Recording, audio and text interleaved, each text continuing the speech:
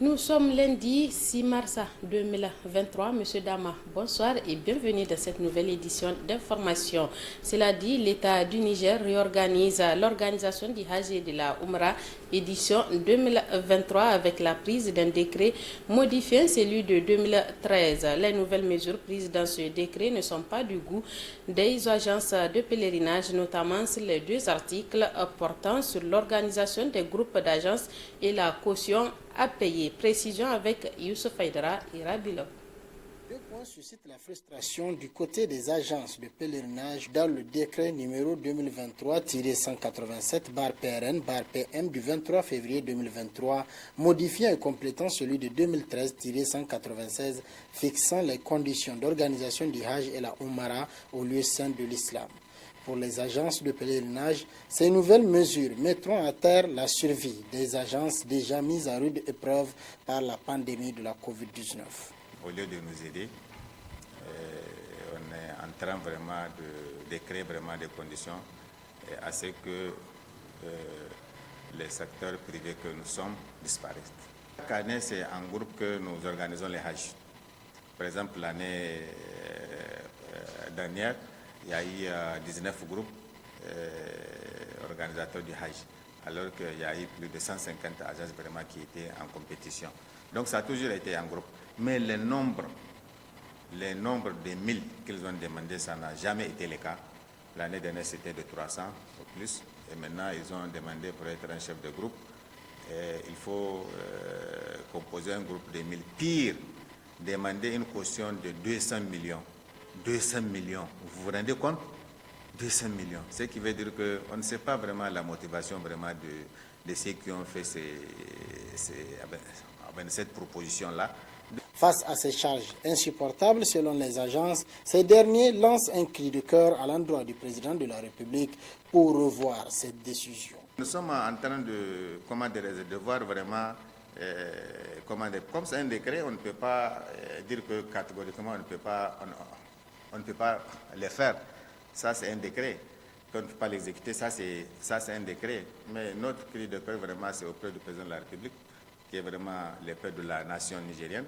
Donc, vraiment, de voir dans cette affaire-là, vraiment de régler cette affaire-là. Puisque ça ne va pas vraiment dans le sens vraiment, lui-même, vraiment, de sa pensée, vraiment, vis-à-vis vraiment du peuple nigérien et vis-à-vis vraiment de pèlerins nigériens, vis-à-vis vraiment des secteurs privés nigériens. La modification du décret numéro 2013-196-PRN-PM du 31 mai 2013 a pour but de mettre le texte en adéquation avec les mesures organisationnelles prises par les autorités saoudiennes selon le gouvernement et de permettre également aux pèlerins nigériens d'effectuer leur Hajj et Oumara dans les meilleures conditions.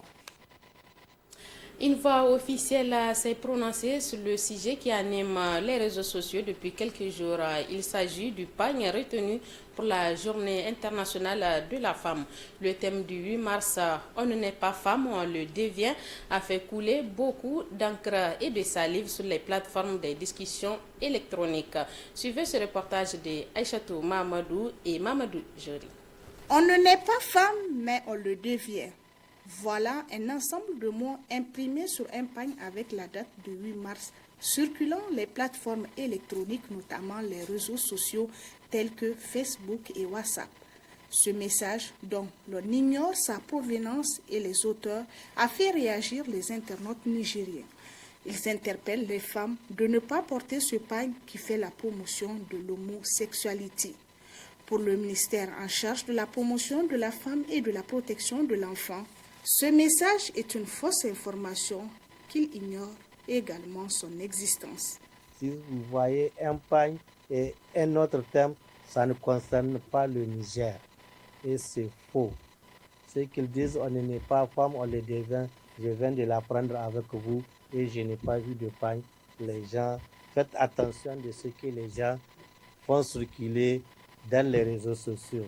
Être vigilant et vérifier les informations à la source, tels sont les maîtres mots de Hashimi Abdelkarim, secrétaire général du ministère de la Promotion de la Femme et de la Protection de l'Enfant, en s'exprimant sur ce sujet. Et le thème pour un monde digital inclusif, innovation et technologie pour l'égalité des sexes. Quand vous voyez autre chose qui n'est pas ce thème, je vous dis que ce n'est pas le thème de 8 mars. C'est d'autres gens qui ont voulu créer autre chose que pour semer la polémique. Il n'y a pas de sous-thème et il n'y a pas un autre thème. C'est ce thème seulement. Nous, au Niger, on ne fait pas de pain pour 8 mars. Nous avons la journée nationale de la femme nigérienne qu'on célèbre le 13 mai de chaque année. C'est lors de cette journée que nous réfléchissons pour arrêter un thème au plan national.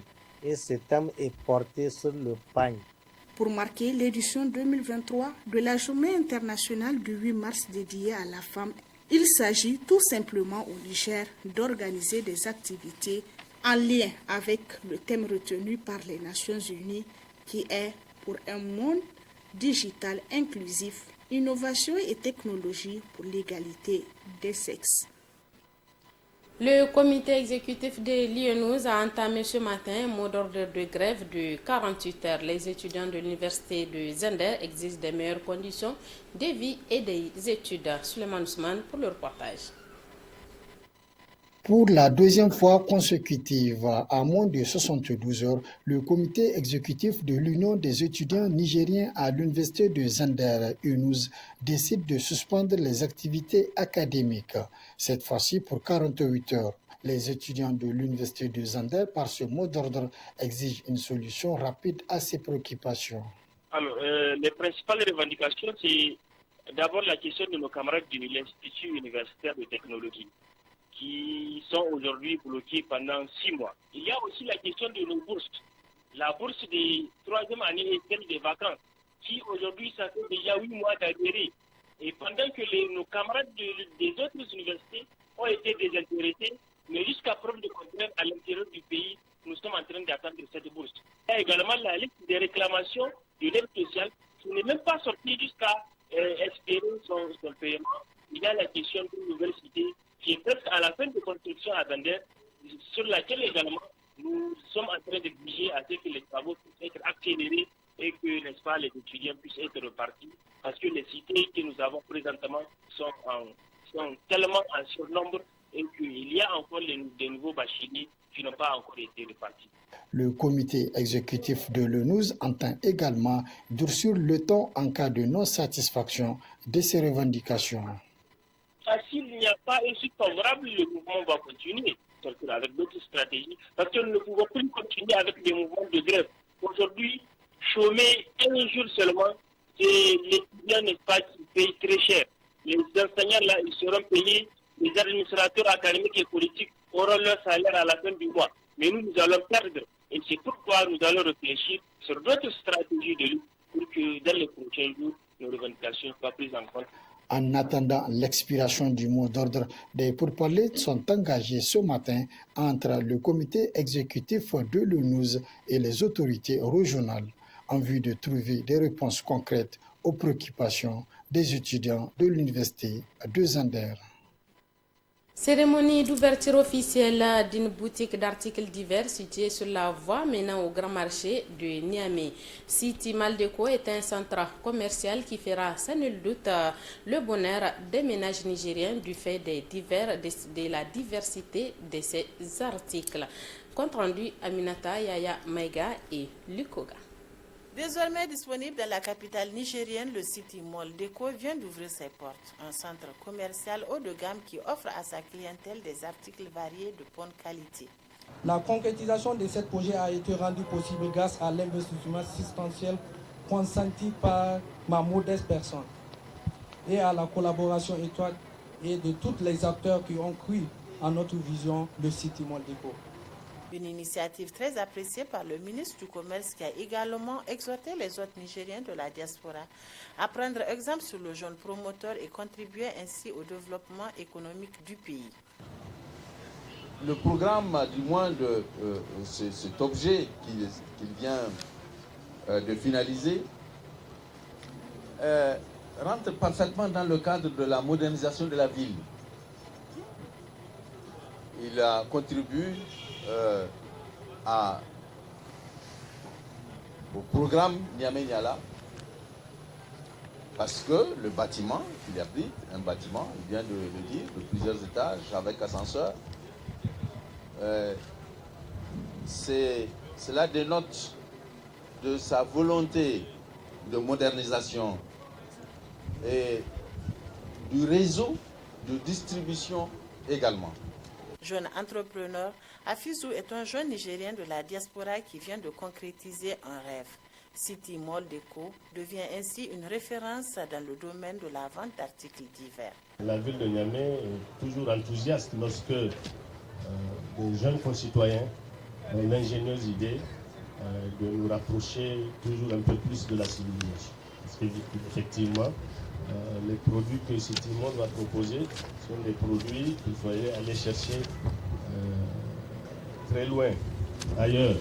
Aujourd'hui, ils sont à la disposition de nos concitoyens et nous ne pouvons que remercier et encourager ce jeune promoteur. Constitué de 4 étages, le City Mall Déco propose à sa clientèle des ustensiles de cuisine, des coffres-forts, des meubles de chambre et bureaux, des moquettes, des appareils électroménagers et autres, au plus grand plaisir de sa clientèle. C'est la fin de ce journal. Merci de nous avoir suivis. Bonne suite de nos programmes et bonne soirée à tous. Au revoir.